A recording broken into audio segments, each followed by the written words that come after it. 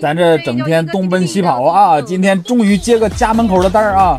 这我龙瑞村本村的啊，就在消防站附近。咱们这客户有2台一模一样的这个30电机啊，这是其中一台。看它这个翅片啊，已经变成黑色了啊！咱们对于这种日系的翅片，那必须下猛药啊！那不下猛药，这个垃圾根本下不下来啊！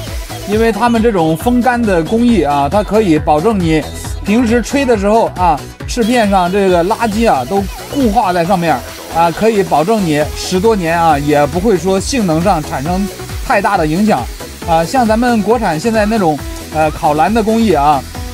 那种镀蓝色那个亲水膜那种工艺啊，它用不到10年啊，用到个5、6年的时候，那个垃圾已经在上面啊，就长的那个军团菌那种鼻涕啊，已经呼得你不出风了啊。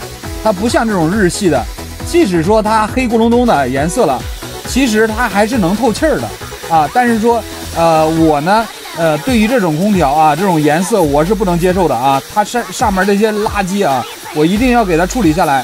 所以说咱们这个药水的这个比例啊，就是很浓啊，一定要让它有点起泡泡了啊，这个是没办法的啊。你想让它这个空调的异味啊没有啊，必须要经过咱这种比较暴力的一种清洗方式啊。等你清洗完之后，它这个铝翅片啊，它会进行一次跟空气接触之后再次进行氧化，它又会变成那种灰色啊，但是它上面是没有垃圾了啊。这个客户这个风轮啊。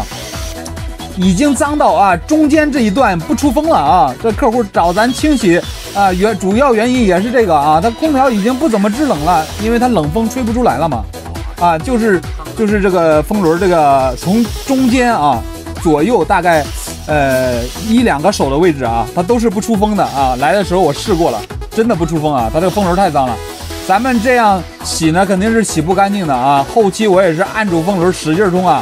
这空调啊，光这个脏水啊，洗了1桶半呢，兄弟们啊，太脏了！我跟你说啊，它这个风轮按住的时候、冲的时候啊，太恐怖了啊！洗完之后，我最起码我觉得是非常满意的啊，老板也觉得哎呀出风了啊，但是对我来说啊，我就是觉得一定要把这个翅片搞干净啊，这样你吹出来的风没有异味。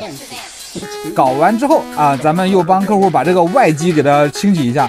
它这个外机在外墙外面啊，2楼这个高度啊，用这个梯子咱们打直了啊上去。你看看这个底下还有好多垃圾啊，我都一起给它冲下来了。